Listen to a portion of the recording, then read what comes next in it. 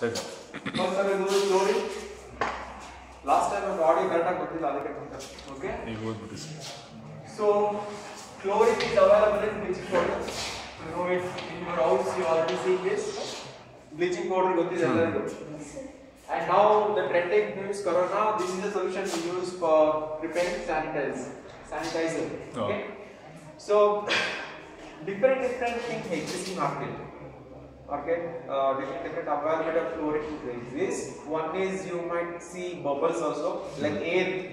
Okay, we can use like that to disinfect. Sometimes it is available in market like powder. Okay, and sometimes you get solution only. Liquid form. Okay, so in powder, I want to know how much chlorine is there in my bleaching powder. Okay, one pocket 10 rupees you will buy now. I want to know how much chlorine available in percentage. Okay, in percentage, maximum it might be 30%. Okay, or sometimes it is less than that. In our laboratory standard, we will get up to 30% of the chlorine, up to 40% we have. Okay, but when you buy it in 10 rupees powder, 500 gram, that's around 10% chlorine will be there. Okay, so we want to know how much chlorine exists in the bleaching powder. Okay, for that we do this test, available chlorine. Okay, so our aim is what? To find out available clothing amount of chlorine present in the bleaching powder. Okay, so those all things you write it later. First I will explain everything. Okay, so I will move on to procedure now.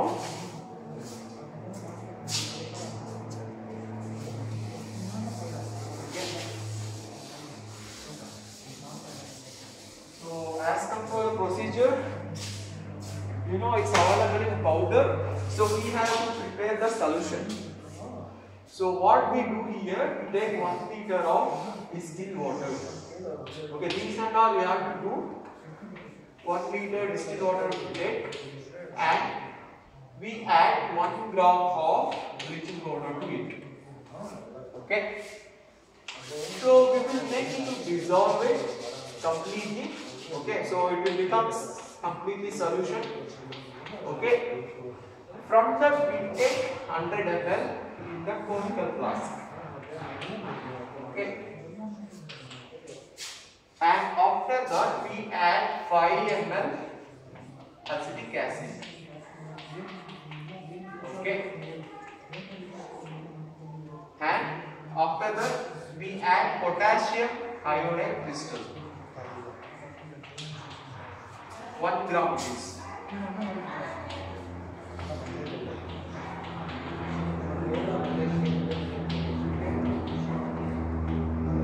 So up to here you know this is these two things we add. Obviously potassium means is yellow color, so you will get the yellow color. That indicator that we use here is starch. Starch, if people know, starch is available in all the organic material. Whatever we consume now, everything contains starch, so it's a very good indicator for organic content. So this one we are using it as an indicator. Now the color changes to blue. So how much amount of starch? Just 2 drops. Okay, 2 drops we just add. It turns to blue. So now take titration sodium thiosulfate solution.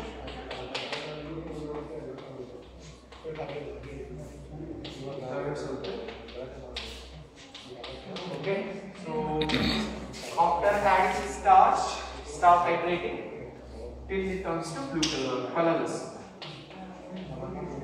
Okay, blue to colorless. Okay, so one thing we have to note down, we have to slightly drop a little of this solution before adding starch.